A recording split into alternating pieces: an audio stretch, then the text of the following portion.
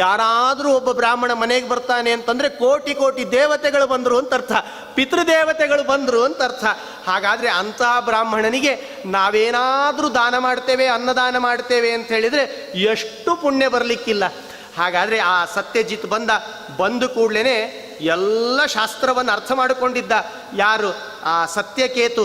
ಕೂಡ್ರಿ, ಊಟಕ್ಕೆ ಅಂತ, ಭೋಜನಕ್ಕೆ ಅಂತ ನಿಮಗೆಲ್ಲ ಸಿದ್ಧ ಮಾಡಿದ್ದೇನೆ, ಪಕ್ವಾನ್ನವನ್ನು ಸಿದ್ಧ ಮಾಡಿದ್ದೇನೆ, ಅನ್ನವನ್ನು ಸ್ವೀಕಾರ ಮಾಡ್ರಿ ಅಂತ ಪ್ರಾರ್ಥನೆ ಮಾಡಿಕೊಂಡಂತೆ. ಇಷ್ಟು ಹೇಳೋ ತಡನೆ ಸತ್ಯಜಿತು ಒಂದು ಪ್ರಶ್ನೆ ಮಾಡಿದ್ದಂತೆ. ಅಲ್ಲೋ ಸತ್ಯಕೇತು, ನೀನು ಗಂಗಾ ನದಿಯಲ್ಲಿ ಎಂದಾದರೂ ಸ್ನಾನ ಮಾಡಿದ್ದೀಯಾ ಅಂತ ಪ್ರಶ್ನೆ ಮಾಡಿದ್ದಂತೆ. ಆಶ್ಚರ್ಯ ಆಯಿತು ಸತ್ಯಕೇತುವಿನಿಗೆ. ಸತ್ಯಕೇತು ಪಾಪ ತನಗೆ ಜ್ಞಾನ ಅಂತ ಬಂದಾಗಲಿಂದ ಹಿಡ್ಕೊಂಡು ಇಲ್ಲಿವರೆಗೂ ಕೂಡ ಮನೆ ಹೊಚ್ಚಲು ಹೊರಗೆ ಇಟ್ಟಿಲ್ಲಂತ. ಯಾಕಂದ್ರೆ ಯಾವಾಗ ಹೊಚ್ಚಲದ ಒಳಗಡೆ ಬ್ರಾಹ್ಮಣ ಬರ್ತಾನೆ ಅನ್ನದಾನ ಮಾಡಲಿ ಅಂತ ಕಾಯ್ತಿದ್ನಂತೆ. ಹಾಗೆ ಅವನು ಹುಟ್ಟಿನಿಂದ ಹಿಡಿದು ಇಲ್ಲಿವರೆಗೂ ಯಾರೇ ಬರಲಿ ಮನೆಗೆ ಅವರಿಗೆ ಅನ್ನದಾನ ಮಾಡಬೇಕು ಅಂತ ಒಂದು ಸಂಕಲ್ಪ ಮಾಡಿದ್ದ. ಆದ್ದರಿಂದ ಅದಕ್ಕೆ ಸತ್ಯಕೇತು ಹೇಳಿದ್ನಂತೆ, ನಾನು ಗಂಗಾ ಸ್ನಾನ ಮಾಡಿ, ಸುಳ್ಳಂತರೂ ಮಾತೇ ಆಡಿಲ್ಲ. ಸತ್ಯಜಿತು ಹೆಸರಿನಲ್ಲೇ ಗೊತ್ತಾಗ್ತದೆ. ಸತ್ಯಕೇತು ಅವನು ಸುಳ್ಳು ಮಾತಾಡೋಂಗಿಲ್ಲ, ಇವನು ಸುಳ್ಳು ಮಾತಾಡೋಂಗಿಲ್ಲ. ಸತ್ಯಕೇತು ಹೇಳಿದ್ನಂತೆ, ಸತ್ಯಜಿತರೇ ನಾನು ಇವತ್ತಿನವರೆಗೂ ಗಂಗೆಯನ್ನು ನೋಡೇ ಇಲ್ಲ ಅಂತಂದಂತೆ. ಆಶ್ಚರ್ಯ ಆಯಿತು ಸತ್ಯಜಿತ್ಗೆ. ಹೌದಾ, ಗಂಗಾ ಸ್ನಾನ ಮಾಡಿಲ್ಲ, ಗಂಗೆಯನ್ನು ನೋಡಿಲ್ಲ, ಹಾಗಾದರೆ ನೀನು ಪಾಪಿಷ್ಠನಾಗಿದ್ದಿ, ನಿನ್ನ ಮನೆಯಲ್ಲಿ ನಾನು ಭೋಜನ ಮಾಡೋದಿಲ್ಲ ಅಂತ ಇದ್ದಕ್ಕಿದ್ದ ಹಾಗೆ ಮಾತಾಡಲಿಕ್ಕೆ ಪ್ರಾರಂಭ ಮಾಡಿದನು. ಇಷ್ಟು ಬ್ರಾಹ್ಮಣ ಬಂದಿದ್ದಾನೆ ಅಂತ ಸತ್ಯಕೇತು ಮನಸ್ಸಿನಲ್ಲಿ ಇಟ್ಟುಕೊಂಡು ಅವನಿಗೆ ಇಷ್ಟು ಆದರಾತಿಥ್ಯ ಮಾಡಿಕೊಂಡು ಎಲ್ಲ ಮಾಡಿದರೆ ಕೊನೆಗೆ ಒಂದು ಅಸ್ತ್ರ ಇಟ್ಟನಂತೆ. ನೀನು ಪರೀಕ್ಷೆ ಮಾಡ್ತಾನೆ ದೇವರು ಅನ್ಲಿಕ್ಕೆ ಇದೇ ಕಾರಣ ನೋಡು, ನೀನು ಗಂಗಾ ಸ್ನಾನ ಮಾಡಿಲ್ಲಲ್ಲ, ಆದ್ದರಿಂದ ನಿನ್ನ ಮನೆಯಲ್ಲಿ ನಾನು ಊಟ ಮಾಡೋದಿಲ್ಲ ಅಂತ ಒಂದು ಮಾತು ಹೇಳಿ ನೇರವಾಗಿ ಗಂಗೆ ಸ್ನಾನಕ್ಕೆ ಅಂತ ಹೋಗ್ತೇನೆ ಅಂತ ಎದ್ದು ಹೊರಟನಂತ ಅವ್ರ ಮನೆಯಿಂದ. ಎದ್ದು ಹೊರಟ ಬ್ರಾಹ್ಮಣನಿಗೆ ಪ್ರಾರ್ಥನೆ ಮಾಡಿಕೊಂಡ ಸತ್ಯಕೇತು, ನೋಡಿ ನಾನು ಇನ್ನೂವರೆಗೂ ಮನೆಯಿಂದ ಹೊರಗೆ ಹೋಗಿಲ್ಲ, ಯಾವಾಗ ಹೊರಗೆ ಹೋಗಬೇಕು ಅಂತ ಅನ್ಕೊಳ್ತೇನೆ ಅವಾಗೆಲ್ಲ ಬ್ರಾಹ್ಮಣರು ಬರ್ತಾರೆ. ಆವಾಗ ಅತಿಥಿ ದೇವೋ ಭವ, ತತ್ರಾಪಿ ಕಾರ್ತೀಕ ಮಾಸ ಇದು. ಈ ಮಾಸದಲ್ಲಿ ಅನ್ನದಾನ ಮಾಡಿ ಅತಿಥಿಗಳನ್ನು ಸರಿಯಾಗಿ, ಅಭ್ಯಾಗತರನ್ನು ಸರಿಯಾಗಿ ಪೂಜೆ ಮಾಡ್ತೇವೆ ಅಂತಾದರೆ ಅವರಿಗೆ ವಿಶೇಷ ಭಗವಂತನ ಅನುಗ್ರಹ ಇದೆ ಅಂತ ನಾನು ಭಾವಿಸಿ ಮನೆಯಿಂದ ಹೊರಗೆ ಹೋಗಿಲ್ಲ ನಾನು ಅಂತ ಸತ್ಯಕೇತು ಹೇಳಿದರೆ, ನೀನು ಏನು ಮಾಡಿಯೋ ಗೊತ್ತಿಲ್ಲ, ಗಂಗಾ ಸ್ನಾನ ಮಾಡಿಲ್ಲಲ್ಲ, ಆದ್ದರಿಂದ ನಾನು ನಿಮ್ಮ ಮನೆಯಲ್ಲಿ ಊಟ ಮಾಡೋದಿಲ್ಲ ಅಂತ ನೇರವಾಗಿ ಅವ್ರ ಮನೆಯಿಂದ ಎದ್ದು ಗಂಗೆಗೆ ಹೋಗ್ತೇನೆ, ನಾನು ಗಂಗಾ ಸ್ನಾನ ಮಾಡ್ತೇನೆ ಅಂತ ಗಂಗೆಗೆ ಅಂತ ಹೋಗ್ತಾನಂತೆ. ಯಾವಾಗ ಈ ಸತ್ಯಕೇತು ಎದ್ದು ಮನೆಗೆ ಸತ್ಯಜಿತು ಎದ್ದು ಆ ಮನೆಯಿಂದ ಹೊರಟ ಗಂಗೆಗೆ ಅಂತ ಹೋದ. ಗಂಗಾ ತೀರಕ್ಕೆ ಅಂತ ಹೋಗ್ತಾನೆ, ಗಂಗೆನೇ ಕಾಣ್ತಾ ಇಲ್ಲ. ನೋಡ್ರಿ ಆಶ್ಚರ್ಯ ಹೇಗಿದೆ.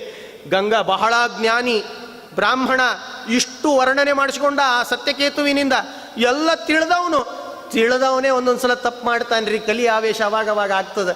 ಅದಕ್ಕೆ ಹೇಳಿದ್ನಂತೆ, ನೋಡು ಗಂಗೆ ನಿನ್ನ ಭಕ್ತಳು ನಾನು, ಹೇ ಗಂಗೆ ಮಾತಾ, ಗಂಗಾ ಮಾತಾ ಅಂತ ಪ್ರಾರ್ಥನೆ. ತಾಯಿ ಸ್ಥಾನದಲ್ಲಿದ್ದಿ ಗಂಗೆ, ನನ್ನ ಮಗನಾಗಿ ನಾನು ನಿನ್ನ ಮಗನಾಗಿದ್ದೇನೆ, ದಯಮಾಡಿ ನಿನ್ನನ್ನು ನೋಡಬೇಕು, ನಾನು ನಿನ್ನ ಪ್ರೋಕ್ಷಣೆ ಮಾಡಿಕೊಳ್ಬೇಕು, ನಿನ್ನಲ್ಲಿ ಸ್ನಾನ ಮಾಡಿಕೊಳ್ಬೇಕು ಅಂತ ಪ್ರಾರ್ಥನೆ ಮಾಡಿದ್ದಂತೆ. ಏನಾದರೂ ಗಂಗೆ ಅವನಿಗೆ ಕಾಣಲಿಲ್ಲಂತೆ. ಆಶ್ಚರ್ಯ ಆಯಿತು ಸತ್ಯಜಿತ್ಗೆ. ಏನಿದಾಗ್ತಾ ಇದೆ, ಗಂಗೆ ಕಾಣ್ತಾನೇ ಇಲ್ಲ ನನಗೆ, ಎಲ್ಲರಿಗೂ ಕಾಣ್ತಿದ್ದಾಳೆ, ನನಗೆ ಕಾಣ್ತಿಲ್ಲ. ಎಷ್ಟೋ ಜನ ಬರೋರಂತೆ, ಸ್ನಾನ ಮಾಡೋರಂತೆ, ಹೊರಡೋರಂತೆ. ಸತ್ಯಜಿತ್ ಮಾತ್ರ ಗಂಗೆ ಗಂಗೆ ಗಂಗೆ ಅಂತ ಹುಡುಕ್ತಿದ್ದಂತೆ. ಎಲ್ಲರೂ ಅಂದ್ಕೊಂಡ್ರೆ ಏನು ಹುಚ್ಚಿಡಿದಿದೆ ಇವನಿಗೆ, ಗಂಗೆ ನಮಗೆ ಕಾಣ್ತಿದ್ದಾಳೆ, ಇವನಿಗೆ ಕಾಣ್ತಿಲ್ಲಲ್ಲ ಅಂತಂತಾನೆ.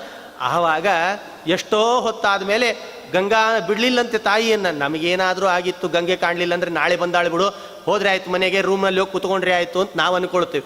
ಸತ್ಯಜಿತ್ ಬಿಡಲಿಲ್ಲ. ನಮಗೆ ಅಯ್ಯೋ ಬಿಸಿಲು ಭಾಳಿದೆ, ಯಾರು ಈ ಬಿಸಿಲಿನಲ್ಲಿ ನಿಂತಿರ್ತಾರೆ, ಗಂಗೆ ಕಾಣ್ತಾ ಇಲ್ಲ, ನಾಳೆ ಹರಿತಾಳ ಅನ್ನಿಸ್ತದೆ, ಅಲ್ಲೆಲ್ಲೋ ಡ್ಯಾಮ್ನಲ್ಲಿ ನಿಂತಿರಬೇಕು, ನಾಳೆ ಬರ್ತಾಳೆ ಬಿಡು ಅಂತೇಳಿ ನಾವು ಮನೆಗೆ ಹೋಗ್ತೇವೆ. ಒಂದು ವೇಳೆ ನಾಳೆಯೂ ಬರಲಿಲ್ಲ ಅಂದರೆ ಫ್ಲೈಟ್ ಹತ್ತಿ ಸೀದಾ ಬೆಂಗಳೂರಿಗೆ ಬರ್ತೇವೆ. ಇಂಥ ಪರಿಸ್ಥಿತಿ ನಮ್ದಾಗ್ತದೆ. ಆದರೆ ಸತ್ಯಜಿತ್ ಮಾತ್ರ ಯಾವ ಫ್ಲೈಟ್ ಹತ್ತಲಿಲ್ಲ, ಏನು ಮಾಡಲಿಲ್ಲ. ಗಂಗಾ ದರ್ಶನ ಕೊಡಲೇಬೇಕು ನನಗೆ, ನಿನಗೆ ಏನು ಅಪಚಾರ ನಡೆದಿದೆ ನನ್ನಿಂದ, ಹೇಳು, ಅದನ್ನಾದರೂ ಹೇಳು, ನಾನು ಸುಧಾರಿಸ್ಕೊಳ್ತೇನೆ ಅಂತ ಬಾಯಿ ಬಿಟ್ಟು ಕೇಳಿದಾಗ ಗಂಗೆ ಹೇಳ್ತಾಳಂತೆ. ಆವಾಗ ಪ್ರತ್ಯಕ್ಷಳಾಗಿ ಹೇಳ್ತಾಳೆ, ನೋಡು ನೀನು ಒಂದು ಕೆಲಸ ಮಾಡು, ಅಲ್ಲಿ ಒಂದು ಗ್ರಾಮದಲ್ಲಿ ಸತ್ಯಕೇತು ಅಂತಿದ್ದಾನಲ್ಲ, ಅವನ ಮನೆಗೆ ಹೋಗು. ಅವನು ಮನೆಯೊಳಗೆ ಇವತ್ತಿನವರೆಗೂ ಯಾರ್ಯಾರು ಅನ್ನವನ್ನು ಸ್ವೀಕಾರ ಮಾಡ್ಯಾರೋ ಅವ್ರು ಯಾರೂ ನರಕಕ್ಕೆ ಹೋಗಿಲ್ಲ. ಅಂತಹ ಶ್ರೇಷ್ಠ ವ್ಯಕ್ತಿ ಅವನು. ಅವನು ಮನಿ ತನಕ ಹೋಗಿ ನಾನು ಊಟ ಮಾಡೋದಿಲ್ಲ ಅಂತ ಅವನ ಮನಸ್ಸನ್ನು ನೋಯಿಸಿಕೊಂಡಿದ್ದೀಯಲ್ಲ, ಹಾಗಾದರೆ ಅವನ ಮನೆಗೆ ಹೋಗು, ಅಲ್ಲಿ ಊಟ ಮಾಡು, ಅನ್ನ ಸ್ವೀಕಾರ ಮಾಡ್ಕೊ, ನಂತರ ಇಲ್ಲಿ ಬಾ, ಆವಾಗ ನಿಂಗೆ ದರ್ಶನ ಕೊಡ್ತೇನೆ ಅಂತ ಗಂಗೆ ಹೇಳ್ತಾಳಂತೆ. ನೋಡಿ ಎಂಥ ಆಶ್ಚರ್ಯ ಇದೆ. ಭಕ್ತ ಪರಾಧೀನನು ಅಂತ ಹೇಳಿಕೊಳ್ಳಿಕ್ಕೆ ಭಗವಂತ ತನ್ನ ಹೆಂಡತಿಯಲ್ಲೂ ಇಟ್ಟಿರ್ತಾನೆ, ಎಲ್ಲರಲ್ಲೂ ಇಟ್ಟಿರ್ತಾನೆ, ಗಂಗೆಯಲ್ಲೂ ಇಟ್ಟಿದ್ದಂತೆ. ಯಾರ್ಯಾರು ಭಗವಂತನ ಮಾತನ್ನು ಪಾಲನೆ ಮಾಡ್ತಾರೋ ಅವರೆಲ್ಲೂ ಕೂಡ ತಪ್ಪು ಮಾಡೋದು ಸಹಜ. ಯಾವಾಗ ತಪ್ಪು ಮಾಡ್ತೇವೋ ತಿದ್ದಿ ನಡೆಸೋದಿದೆ ನೋಡ್ರಿ, ಅದು ಸರಿಯಾದ ಭಾವ ಅಂತರ್ಥ. ಗಂಗೆ ತಾಯಿ ಕೇಳ್ಕೊಂಡ್ಲಲ್ಲ, ತಾಯಿ ನಂದೇನಾದ್ರೂ ತಪ್ಪಿದ್ರೆ ಹೇಳು ಅಂತ ಅನ್ನಲ್ಲ ಅವನು. ಆವಾಗ ಹೇಳಿದ್ಲಂತೆ, ಅವನ ಮನೆಗೆ ಹೋಗು, ಅವನ ಮನೆಯಲ್ಲಿ ಊಟ ಮಾಡು. ಇವತ್ತಿನವರೆಗೂ ಅವನ ಮನೆಯಲ್ಲಿ ಯಾರ್ಯಾರು ಅನ್ನ ಸ್ವೀಕಾರ ಮಾಡ್ಯಾರೋ ಅವರೆಲ್ಲ ಮುಕ್ತಿಗೆ ಹೋಗಿದ್ದಾರೆ. ಯಾರು ಬ್ರಾಹ್ಮಣನ ಮನೆ, ಅವನ ಮನೆ, ವೈಶ್ಯನ ಮನೆ, ಶೂದ್ರನ ಮನೆ ಅಂತ ಅನ್ಕೊಳ್ಬೇಡ. ಯಾಕೆ ಈ ಶಬರಿಗೆ ಭಗವಂತ ಅನುಗ್ರಹ ಮಾಡಲಿಲ್ವಾ? ಯಾರು ಭೂಲೋಕದಲ್ಲಿ ಭಕ್ತರು ಅಂತಿದ್ದಾರೆ, ಭಗವಂತ ಯಾರು ನಿಂದ್ಯಾವ ಜಾತಿ ಅವಂದ್ಯಾವ ಜಾತಿ ಕೇಳೋದೆಲ್ಲ ಎಲ್ಲ ಈಗಿನ ರಾಜಕಾರಣಿಗಳ್ರಿ. ಯಾರು ಕೇಳೋದಿಲ್ಲ ಜಾತಿಯನ್ನ. ಭಗವಂತ ಸರ್ವಥಾ ಜಾತಿ ಕೇಳೋದಿಲ್ಲ. ಯಾರು ನೀನು ಅಂತ ಕೇಳೋದಿಲ್ಲ. ನೀನು ಭಕ್ತ ಇದ್ದೀಯಾ, ನಿನಗೆ ಅನುಗ್ರಹ ಮಾಡ್ತೇನೆ ಅಂತಂತಾನಂತೆ. ಅದನ್ನೇ ತೋರಿಸಿಕೊಟ್ರು. ನೀನು ಹೋಗು, ಸತ್ಯಕೇತು ಇನ್ನು ಮನೆಗೆ ಹೋಗು, ಊಟ ಮಾಡು, ಆವಾಗ ನಿನಗೆ ನಾನು ಕಾಣ್ತೇನೆ ಅನ್ಲಂತೆ. ಗಂಗೆ ಸೀದಾ ಓಡಿದ. ಎಷ್ಟು ರಭಸದಿಂದ ಗಂಗೆಯನ್ನು ನೋಡ್ಲಿಕ್ಕೆ ಅಂತ ಬಂದೋ ಅದರ 4 ಪಟ್ಟು ರಭಸದಿಂದ ಓಡ್ಲಿಕ್ಕೆ ಪ್ರಾರಂಭ ಮಾಡಿದಂತೆ. ಮನೆಗೆ ಬಂದು ಧಬ್ಬಂತ ಬಿದ್ದಂತೆ. ಸತ್ಯಕೇತು, ನನ್ನಿಂದ ತಪ್ಪಾಗಿದೆ, ದಯಮಾಡಿ ನನಗೆ ಅನ್ನ ಹಾಕು ಅಂತ ಕೇಳ್ಕೊಂಡಂತೆ. ಆವಾಗ ಯಥೋಚಿತವಾಗಿ ಮತ್ತೆ ಆ ಸತ್ಯಕೇತು ಅಹಂಕಾರವಿಲ್ಲ, ಬೀರ್ಲಿಲ್ಲಂತೆ.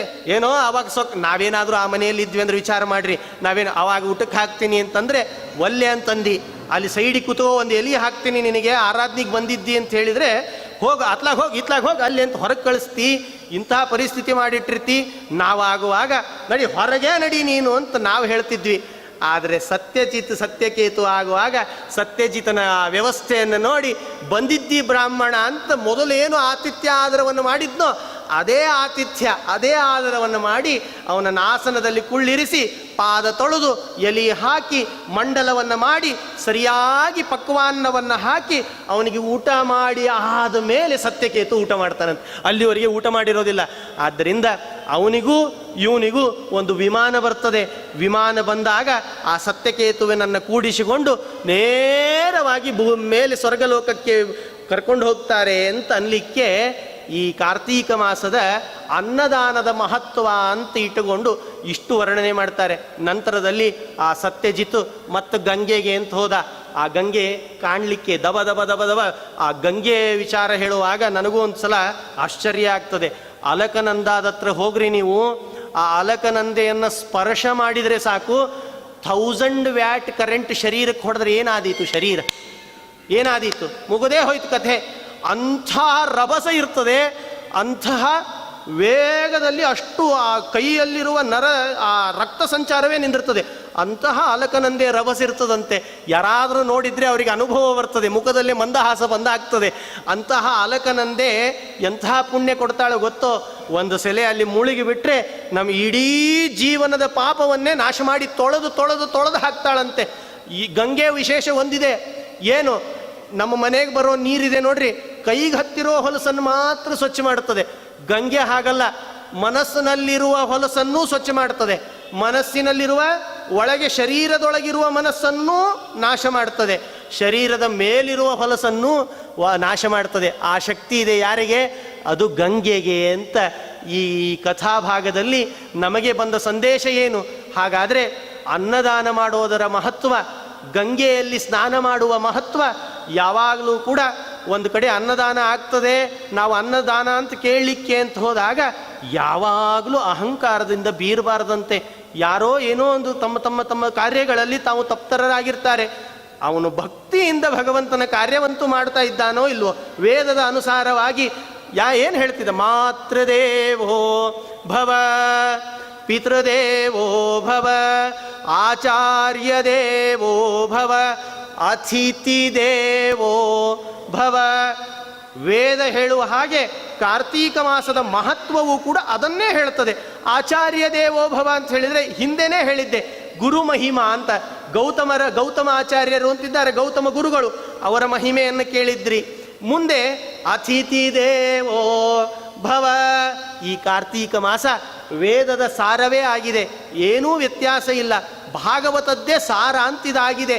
ಆದ್ದರಿಂದ ಏನು ನಾನು ಈ ಕಾರ್ತೀಕ ಮಾಸದ ಮಹತ್ವ ಅಂತ ಹೇಳ್ತಾ ಎಷ್ಟೋ ವಿಷಯಗಳು, ಅನೇಕ ಅದ್ಭುತವಾದ ರೋಚಕವಾದ ಪುಟ್ಟ ಕಥಾಭಾಗವನ್ನು ಈ ಕಾರ್ತೀಕ ಮಾಸದ ಮಹತ್ವದಲ್ಲಿ ಹೇಳ್ತಾ ಬರ್ತಿದ್ದಾರೆ. ಆ ಕಾರ್ತೀಕ ಮಾಸದ ಮಹತ್ವವನ್ನು ನಾನು ಇಲ್ಲಿ ಕೂತುಕೊಂಡು 4 ಮಾತು ಹೇಳ್ತಿದ್ದೇನೆ ಅಂತ ಹೇಳಿದರೆ ಅದು ನಾನು ಹೇಳಿದ್ದೇನೆ ಅಂತ ಅರ್ಥ ಅಲ್ಲ. ವಿಶ್ವೇಶತೀರ್ಥರು ಅವರ ದೃಷ್ಟಿ, ಕೃಪಾಪೂರ್ಣ ದೃಷ್ಟಿ ನನಗೆ ಮುಟ್ಟು ಹಾಗೆ ಮಾಡಿದರು. ಅವರೇ ಯೋಂತ ಪ್ರವಿಶ್ಯ ಮಮ ವಾಚ ಮಿಮಾಂ ಪ್ರಸುಪ್ತಾಂ, ಒಂದು ರೂಪದಲ್ಲಿ ನಮ್ಮಲ್ಲಿ ಪ್ರವೇಶ ಮಾಡಿ ಅವರೇ ಇಷ್ಟರವರೆಗೆ ಈ ಕಥಾಭಾಗವನ್ನು ತಮಗೆಲ್ಲ ಕೇಳಿಸಿದ್ದಾರೆ ಅಂತ ಭಾವ ಇಟ್ಟುಕೊಂಡು, ಇದರಲ್ಲಿ ಅನೇಕ ತಪ್ಪುಗಳು ಅಂತಿರ್ತಾವೆ. ಯಾಕೆ ಅಂತ ಹೇಳಿದರೆ, ಸಹಜವಾಗಿ ಪ್ರವಚನ ಮಾಡುವಾಗಲೇ ನಮ್ಮಿಂದ ತಪ್ಪುಗಳು ಅಂತ ಬರ್ತದೆ, ಮನುಷ್ಯರಲ್ಲ, ಆದ್ದರಿಂದ ತಪ್ಪುಗಳು ಸಹಜ. ತತ್ರಾಪಿ ಇದು ಯೂಟ್ಯೂಬ್ನಲ್ಲೇ ಬರ್ತಾ ಇರ್ತದೆ.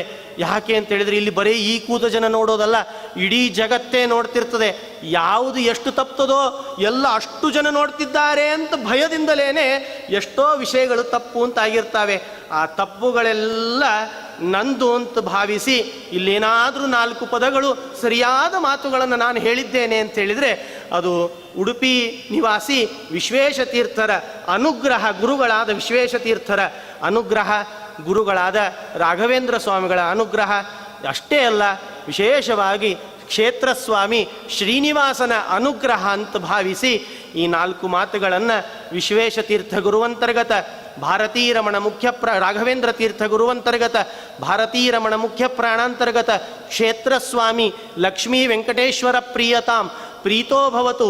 ಶ್ರೀ ಕೃಷ್ಣಾರ್ಪಣಮಸ್ತು, ಶ್ರೀ ಕೃಷ್ಣಾರ್ಪಣಮಸ್ತು.